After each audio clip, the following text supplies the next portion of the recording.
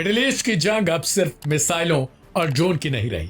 अब ये लड़ाई डेटा, डिजिटल नेटवर्क और ग्लोबल इमेज की बन चुकी है। और इस नई जंग में एक नाम सबसे आगे निकलता दिख रहा है, वो है हूती विद्रोहियों का। टेक ट्रांसपेरेंसी प्रोजेक्ट की विस्फोटक रिपोर्ट ने अमेरिका और इसराइल की रणनीतिक नींव हिला दी है। रिपोर्ट के अनुसार सना से लेकर सोशल मीडिया तक हूती समर्थित डीलर एक्स, जो पूर्व में ट्विटर और व्हाट्सएप बिजनेस जैसे प्लेटफॉर्म्स पर अमेरिकन और रूसी हथियारों का व्यापार कर रहे हैं।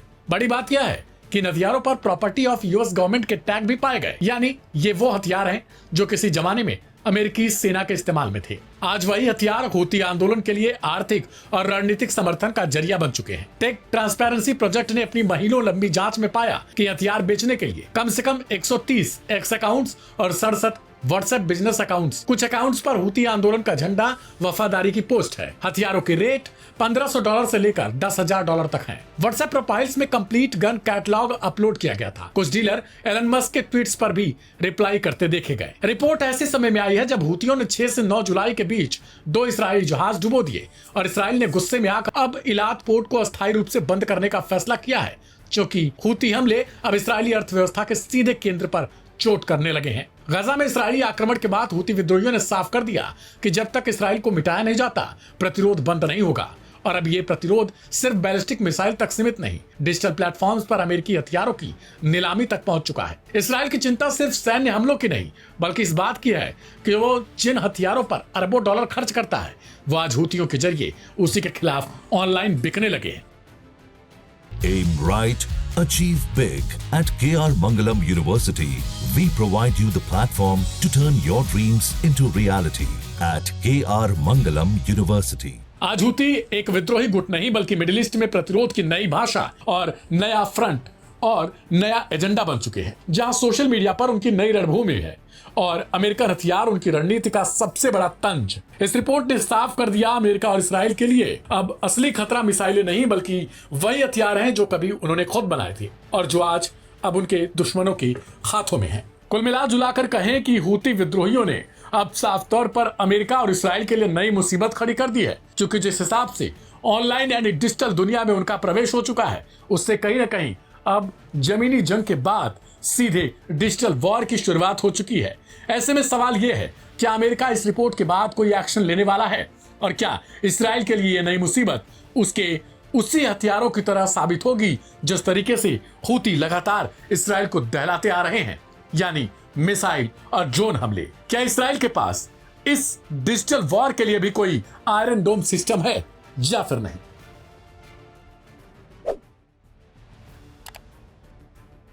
बड़ी खबर आ रही है सीरिया से, जहां इसराइल को जुलानी ने जंग की धमकी दे डाली है, लेकिन इसराइल विध्वंस के पीछे हटने को राजी नहीं है। क्या जुलानी का जिहाद सिर्फ मुस्लिम सत्ता विरोध तक सीमित था, और अब जब हमला विदेश से हो रहा है तो उनकी चुप्पी क्यों?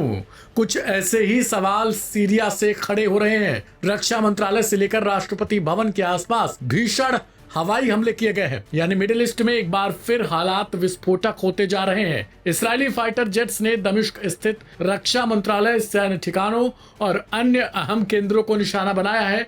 यह हमला ऐसे वक्त हुआ जब दक्षिण सीरिया के सुएदा इलाके में शिया सुन्नी की जंग छिड़ गई थी। ड्रुज समुदाय के बचाव के लिए इसराइल ने इन हमलों को जिम्मेदार ठहराया है। इसी घटनाक्रम के बीच सीरिया के अंतरिम राष्ट्रपति मोहम्मद अल जुलानी ने देश के नाम एक संबोधन जारी किया। जुलानी ने साफ शब्दों में कहा है कि वे उन लोगों में से नहीं है जो जंग से डरते हैं। उन्होंने इस हमले को सीरिया की संप्रभुता पर सीधा हमला करार दिया और चेतावनी दे डाली कि अगर जरूरत पड़ी तो उनकी सरकार पीछे नहीं हटेगी। सवाल है कि क्या सिर्फ चेतावनी से काम चलेगा? अगर संप्रभुता पर हमला है तो सीरिया बदला क्यों नहीं ले रहा, और सीरियाई सेना क्यों आखिरकार उस क्षेत्र से हट रही है जहां पर इस्राएली फोर्सेस बमबारी कर रही हैं? जुलानी ने कहा है, हम अपना जीवन चुनौतियों का सामना करने और लोगों की हिफाजत करने में बिताया है। हम विनाश नहीं विकास चाहते हैं, लेकिन अगर हमारी संप्रभुता को ललकारा गया तो हम भी जवाब देंगे। उन्होंने यह भी स्पष्ट किया कि सीरिया में ड्रुज समुदाय को किसी बाहरी ताकत के हवाले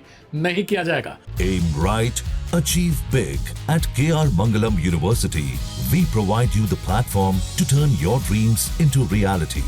At KR Mangalam University. सवाल है कि जिस मोहम्मद जुलानी की अगुवाई में एसटीएस के लड़ाकों ने जिहाद के नाम पर और हथियारों के बल पर असद सरकार को सत्ता से उखाड़ फेंका था, उनकी आवाज इसराइल के सामने नहीं निकल रही है। जिन ट्रंप के सहारे वे सीरिया को नई दिशा की ओर ले जाना चाह रहे थे, वही ट्रंप इन हमलों पर अब कुछ नहीं बोल रहे। इसराइल ने दावा किया है कि वह सीरिया में दुरुस्त समुदाय की रक्षा के लिए कार्रवाई कर रहा है, लेकिन सीरिया का कहना है कि इसराइल इस संघर्ष का फायदा उठाकर उसकी सरकार को अस्थिर करने की कोशिश कर रहा है। जुलानी ने इसराइल पर आरोप लगाया कि वह सीरिया को भीतर से तोड़ना चाहता है, लेकिन उनका देश हर मोर्चे पर डटा रहेगा। Syrian observatory for human rights के मुताबिक सुएदा में हुई झड़पों में अब तक 169 लोगों की मौत हो गई है। गोलीबारी की चपेट में आए इलाकों में अब भी तनाव बना है। ऐसे में इस्राएली हमले आग में घी डालने का काम कर रहे हैं। जुलानी ने ड्रुज समुदाय को विशेष तौर पर भरोसा दिलाया है कि उनकी सरकार उनकी रक्षा के लिए पूरी तरह प्रतिबद्ध है। उन्होंने कहा कि ड्रुज लोग इस देश के साझेदार हैं और किसी भी साजिश का शिकार नहीं बनने दिया जाएगा। हालांकि मोहम्मद जुलानी ने इसराइल के खिलाफ अभी तक कोई मिलिट्री एक्शन तक नहीं लिया। जुलानी सीरिया में राष्ट्रपति के तख्त पर बंदूक के जरिए बैठे हैं। सवाल है कि इसराइल सीरिया के अंदर उनके मंत्रालय पर हमला कर रहा है और जुलानी सरकार की तरफ से कोई सैन्य कार्रवाई नहीं की जा रही। जुलानी ने इसराइल के खिलाफ कड़े शब्दों का इस्तेमाल तक नहीं किया है और सीधे तौर पर कोई नाम भी नहीं लिया। सीरिया में एक और भीतरी संघर्ष, दूसरी ओर इसराइली हमले और बीच में फंसे आम नागरिक। ऐसे हालात में जुलानी की भूमिका सिर्फ एक अंतरिम राष्ट्रपति की नहीं, बल्कि पूरे मुल्क के अस्तित्व की लड़ाई लड़ने वाले नेता की बनती जा रही है। अब देखना यह है कि यह जंग सियासी मोर्चे पर लड़ी जाएगी या फिर सीमा पार से आती मिसाइलें इसे और खून खराबे की ओर ले जाएंगी।